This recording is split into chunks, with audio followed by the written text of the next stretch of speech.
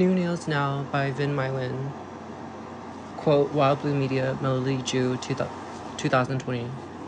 Theorizing the interface in ocean acidification requires a kind of post-human ethics shared by Alemo Neymanis, Karen Barad, and other scholars in feminist science studies, where observer/observed is no more separate than user/interface. Indeed, the separation of user/interface is a fiction we inherit from a terrestrial media studies that is not adequate to capture situations where water is involved, be it the human body or the global ocean. Fukushima Futures, Satsuki Takahashi, 2023. If we want clams and young anchovies to come back, we need to completely wreck this fishing port, and he gave a sarcastic laugh. But without this, he continued, we can't catch the fish in the first place. Introduction. In March 2022, I was let go from my 3-year-long corporate marketing job in publishing and began making press-on nails for myself as ephemeral accessories for a queer nightlife inspired by Sino-Brazilian nail artist Sashimi. My nail practice began as an extension of my experiments in makeup and style in the queer and trans underground rave scenes of New York City, and as a way to push forward past the vestigials of a 9-to-5. Along with my constructed looks, my nails became tools to explore bodily possibility and liberation. Gender nonconforming activist and writer Lokvate Menon frequently says style is a particularly salient political tool. By bringing queer fashion imaginings into public space, we can broaden the radical edges of life, making way for joyful and more expansive ways of existing. Filmmaker and style icon Jenkins Van Zyl has said they like to dress up to go feed the ducks more than anything. It's in this echo of queer formulations shared by Vade Menon, Van Zyl, and many queer folk that much of my practice pushes forward, the necessity of fantasy in everyday life, as Van Zyl words it. In building mutable collectives and collaborations, nails provide an avenue for exploring shifting relationships. Worn on our daily most used appendages, nails bring to life anew the interactions with the world we have, as femme accessories, as junk, as trash, as garbage, as ugly, but also as a reclamation/disturbance of beauty paradigms. New radical styles surface new worlds and futures. In anthropologist Satsuki Takahashi's ethnographic study of fishing families surviving amidst precarity in Fukushima Futures, Takahashi quotes anthropologist Anna Singh. One value of keeping precarity in mind is that it makes us remember that changing with circumstances is the stuff of survival. It is this quote on hope and change from Singh and anthropologist Hirokazu Miyazaki's comments on Peter Pell's article, Modern Times, footnoted in Fukushima Futures, that clarifies survival within precarity for me, and from which I extend notions of roleplay/reenactment into a praxis of queer world building alongside explorations of the watery aspects of bodies, nails, and environment as described in Wild Blue Media by Melody Jew, e.g. flux, change, and permeability. Fishing families depend on the modernization efforts that simultaneously destroy the ecological balance their livelihoods depend on.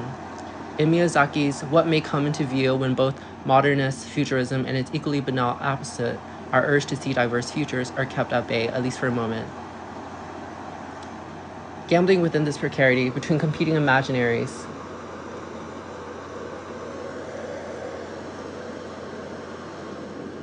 requires a reckoning with one another's positionalities. Even as we write and live towards these worlds, they're always processed by people who come to their own decisions.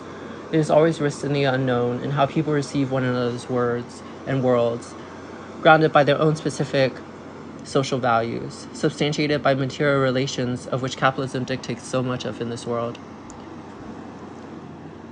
Living in the precarity of the present requires staying with the problem in the historically situated roleplay/reenactment of the things we criticize.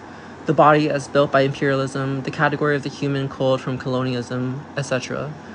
Wearing nails makes one's hands useless to an extent, bringing about a different way of interacting with the world while reorienting the ways the gender binary's capitalist substrate has pigeonholed us into one or two categories, to break apart these infrastructures into decay and refuse for our own remaking. Long nails are cumbersome. They provoke a new relationship with our bodies that can be laborious and tedious. At the same time, they require us to ask our friends, and even strangers at times, to help us move through the world. For even the most basic duties, wearing extra long nails requires a slowness as we reacquaint ourselves with the contours of our bodies. In the grafting of artificial appendages to our bodies, nails accentuate the already always augmented relationship one has with the world, wherein one's observation of the ever-familiar, the hands, breaks apart and takes on a new tactile apperception of our bodies as foreign. Melody Jew in Wild Blue Media describes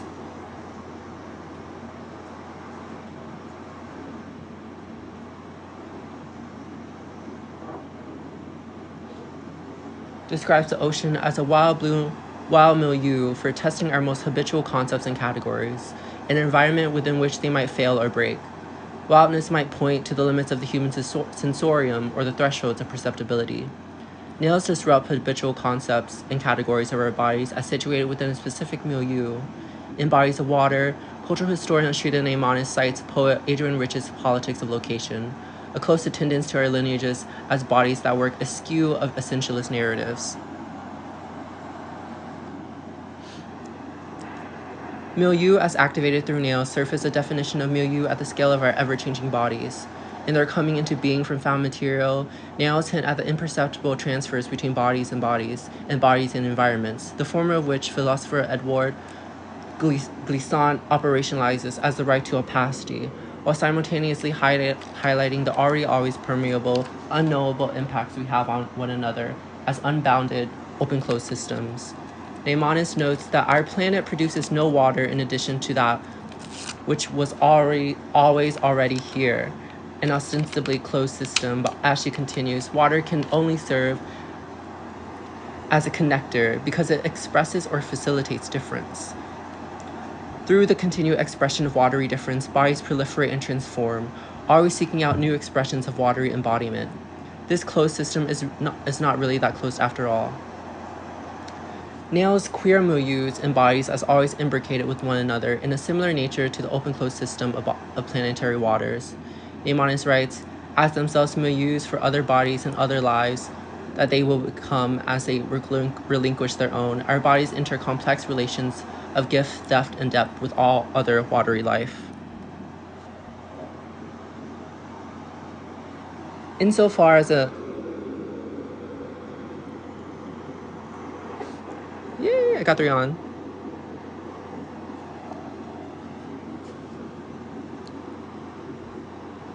Insofar as the nail wearer can be said to be a user of the nails on their hands, the same can be flipped and said to describe the strange being with the world as part of its interface. As an example, nails and sculptures exist on a continuum, and very often I find myself working with similar processes and materials for both categories.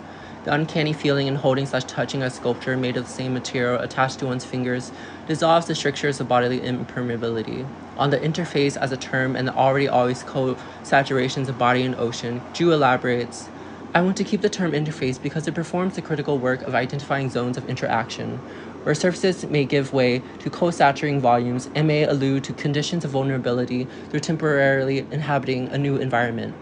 Theories of mediation prompt us to understand and qualify the ways we come to know the ocean through prosthetic tools and sensing devices, which sometimes then teach us just how already entangled with the ocean we are. Alamo echoes this condition in her discussion of ocean acidification visualizations, which frequently portray the slow dissolve of spiraling shells. Such images call on viewers to contemplate a fleshy post-humanist vulnerability that denies the possibility of any living creature existing in a state of separation from its environs.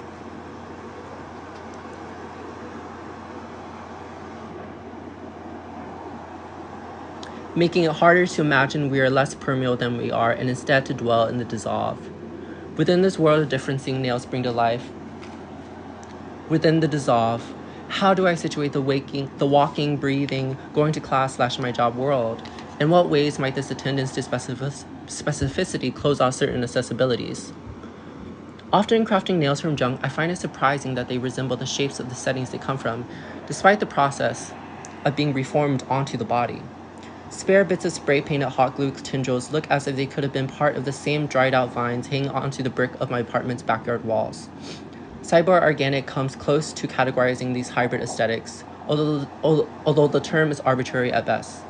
By focusing on nail extensions for these practices of differencing, I hope to reenact some of the beauty standards equipped by femininity. As a frame of reference, nails are readily seen as both commonplace and extraneous. It's this latter distinction that a patriarchal femphobia perpetuates, the same force that makes nails a fruitful place for methodological interventions. They provide an accessible way to join the practice of differencing while pushing towards and past the extremities of norms substantiating multiple binaries.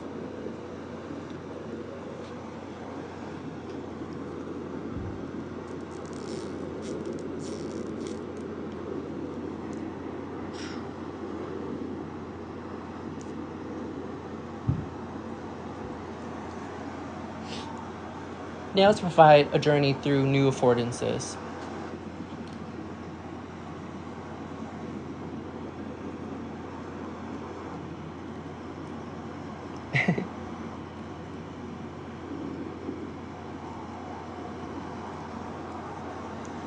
Fringe nails can, for example, invite wearers to wave their hands around to see the movement of the material. Letters dangled and attached to the ends of long stiletto nails can do the opposite, asking the wearer to hold still enough to see the swaying word, legible only through a steady hand. Tiny bells attached to nails can bring a new sense into the experience of bodily augmentation, turning one's hands into tiny instruments that echo in the breeze and in the movement of the body itself. In these instances, the body becomes parallel and in some affective sense fused with the environment in function if not form.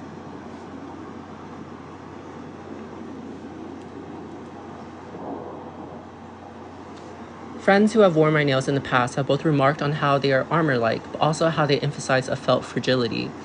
This can be both the strain on fingers of large nails, although materials for large nails have to be light enough to sustain wear and movement, and the feeling that they might break or fall apart on one's fingers. Both feelings are off-putting, as anyone who has had a nail break can attest to. It can feel as if a part of your body has broken off. I encourage the breakage of these nails. There's already too much of an emphasis on the permanence of artificial things. In surfacing new bodily shapes, I hope to also reshape relationships with one another in the world. My evocation of nails here is a wager at bringing what Ju calls mediated forms of contact into situated forms of knowledge and relationship building that are tied to sensorial experiences. Ju writes, milieu-specific analysis acknowledges that specific thought forms emerge in relation to different environments, and that these environments are significant for how we form questions about the world and how we imagine communication within it. However, the challenge with milieu-specific analysis is not to reify the ocean as a stable object, since what the ocean is also a matter of for whom. There should also be a historical consideration, since the way we come to know the ocean is through many accumulated moments of contact through our bodies, cultural practices, and technological instruments. Thus, instead of seeing the cultural practices, the ocean as a decodable structure that determines thought, we can think of it as a dynamic milieu whose characteristics manifest by actively moving within it as a human, octopus, plankton, or other, and through mediated forms of contact. As I've noted in parts of this essay, pulling from the insights of Dr. Takahashi, reenactment within capitalist time is needed for what Miyazaki calls the universality of multitemporality. The ordinariness of multitemporality can be instantiated by Weidmann's call for an exercise of daily style that expands the radical edges of life. Nails are just one component of this political strategy, one that continues the lineage of art's politicization. An easy way to create your own experimental nail sets. Materials needed: hot glue gun, hot glue sticks, nail forms, spray paint, or any paint you have on hand, nail tabs, /stickers, or nail glue. Optional: jewelry wire or a helping hand. Steps: 1. Plug in and wait for the hot glue gun to heat up. 2. Pick out 10 nails forms that fit your nail beds and lay them out. When your hot glue gun is ready, begin dispensing as you see fit onto the nail forms, either following a predetermined design or experimenting as you go along. Make sure there is enough space between each nail form or be ready to separate them afterwards. If you have jewelry wire, bend this to the desired shape and hold in place when dispensing hot glue. Otherwise, skip this step or use your own material. Repeat for 10 nails. After all 10 nails are completely dry, this happens in less than a minute in most cases, spray paint them in an even layer. Wait for up to 30 minutes for the paint to dry. Using nail tabs/stickers or nail glue, ask a friend to help place and remove the thin film separating the stickers from the sticky tabs beneath. Place your nails on and see how they feel. Take pics, try picking up a cup or something familiar to you. Write down notes on the experience afterwards or during. Some questions to consider. How does having nails change the way you hold your hand in relation to yourself? What are some of the difficulties you experience while wearing them? What do the nails preclude you from doing? What are some of the actions they encourage you to do? As a test, ask a helping hand to time or simply watch.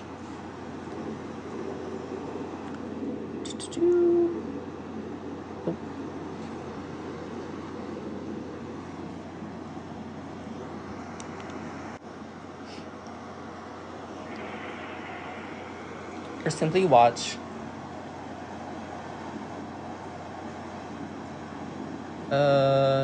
Or you doing something simple like making tea.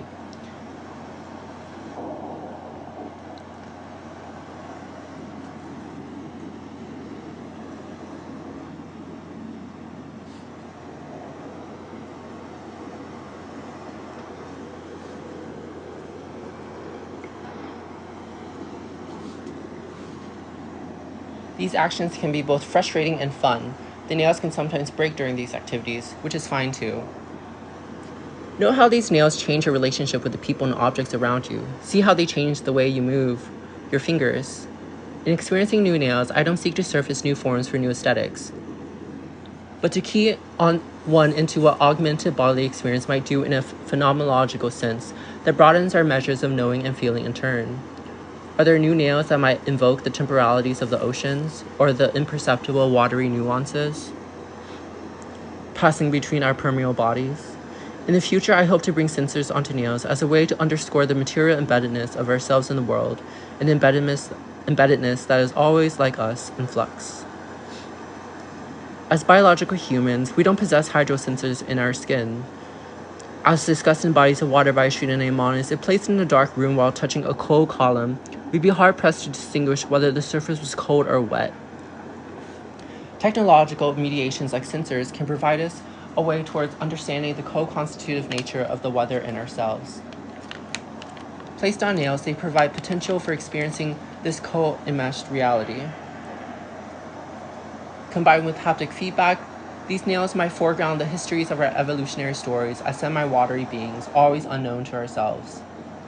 In one story, we developed hair on our heads as a place to hold on to as we sat on the backs of our mothers who swam through watery plains.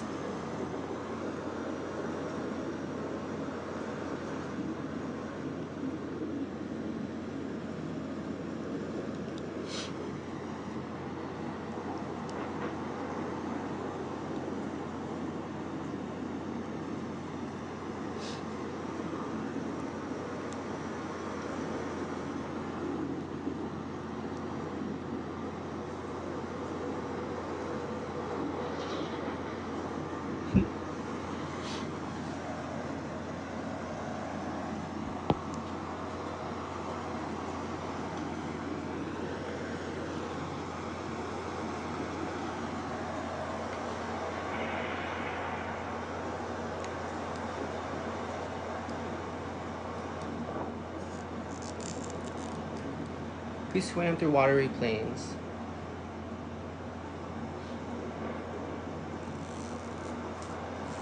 How would nails, haptic or not, worn in unison, affect communal interactions?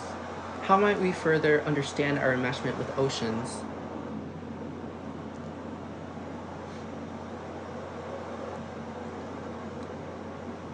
And ourselves when we wear prosthetic devices such as sensor-enabled nails?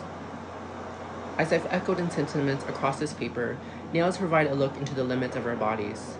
At the same time, they bring to life bodily possibilities that challenge strict binaries between body and environment, beauty and ugliness, in us and others.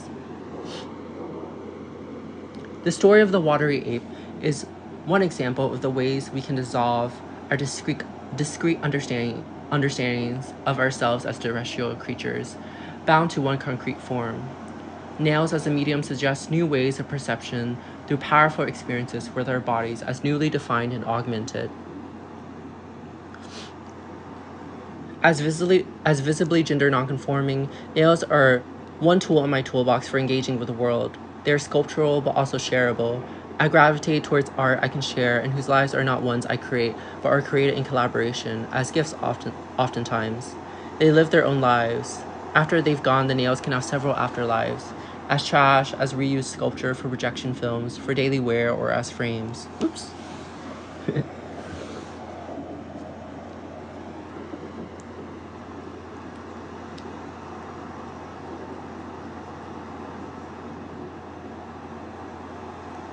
This process of reliving the lives of the pieces keeps the nails in flux themselves, so that they carry, much like clothes, the stories and environment they have traversed.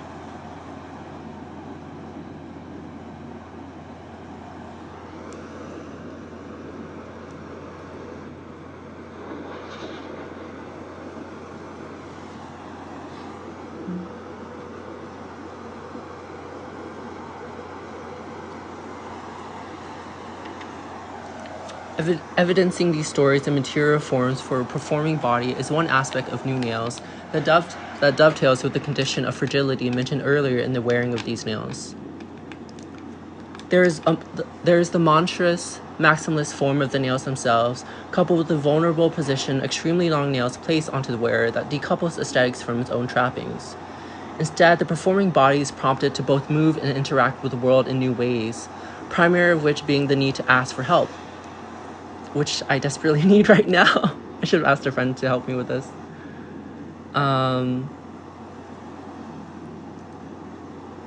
Maybe I'll redo this.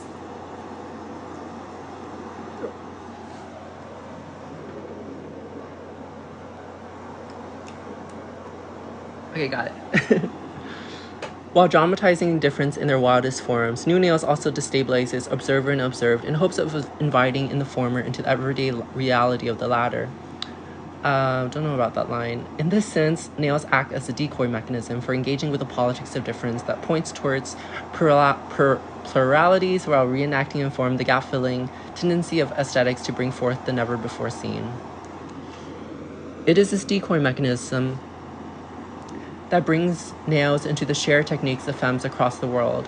In particular, nails to me bring to mind the technology of girlhood, or in a related sphere, prey mode, as more recently laid out by theorist Alex Quicho. A fatalistic realism, prey mode seeks to provoke what potentialities might emerge if we were to let ourselves be eaten and ripped open by the predator forces of capitalism's totality.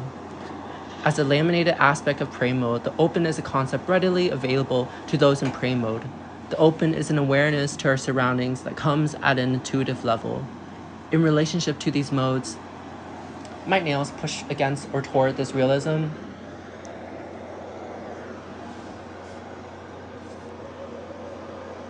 On one hand, experimental nails craft vulnerability that's held by the observer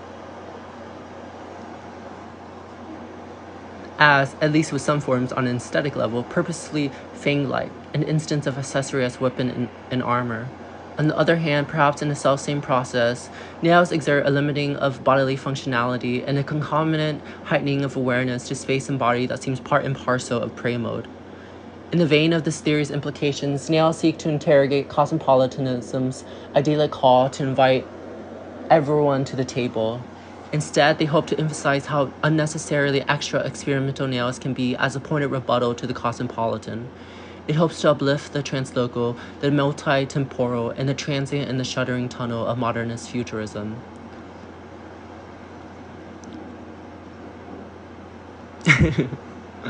In writing this paper, I thought back to my mom's lifelong, relative to my life, occupation as a nail esthetician in Louisiana and then in Texas when we moved when I was 3.